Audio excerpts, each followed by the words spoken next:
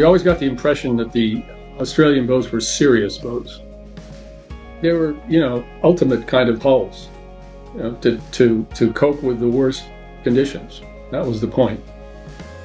Created the demand for the boats to be real boats. That was sort of a badge of honor for us, that they wanted us to design a boat that was not just a frou-frou kind of toy, which so many boats are.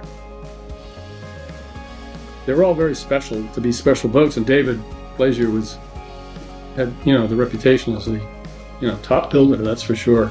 David had the customers, and David would say, the customers tell David what they wanted, and we'd say, okay, sure, all right, we'll draw the hull, we'll make it all fit and all work, and then David would beautifully build the boat. What we do here is sell the experience that we've had from all these years, and we can pretty much guarantee performance, so customers feel comfortable coming to us. It's not an experiment. Don't have to do any tank testing. Don't have to do any computer simulations. We have all the data. It'll work. The basics all go back to Ray's DP, and I don't think anybody has come up with something better yet. And so Ray Hunt, as far as I know, is the only designer to have won a world championship in both power and sail. Basically, his designs.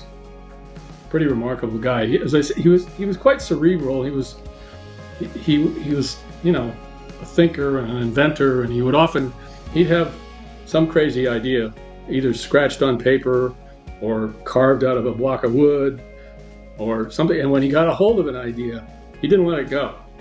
I think sort of brilliant kind of thinkers go through that process. And he was of that type. He'd come in at noontime, and at 5 o'clock he wanted to go home. Ray was not ready to go home. He wanted to spend the rest of the evening talking about his idea.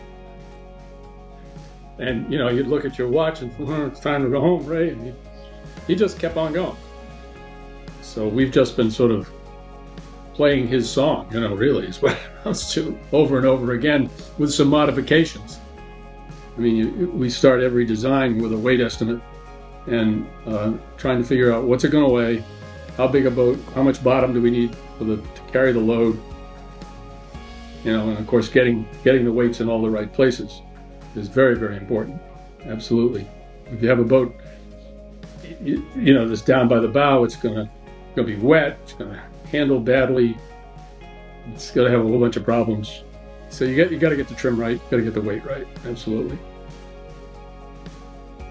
Basically, Ray showed that you don't have to have a flat bottom boat to go fast. If the buttock lines of the boat are straight, the boat will plane, and they do. And so they have great directional stability. Has lots of dead rise forward, so they have a soft ride. Nobody's really come up with a better practical way to go fast. And I appreciate the serious boats, like the Australian, game fishing boats, and the pilot boats, the boats that have to really go to work. So, you took it pretty seriously, So that makes it fun, right?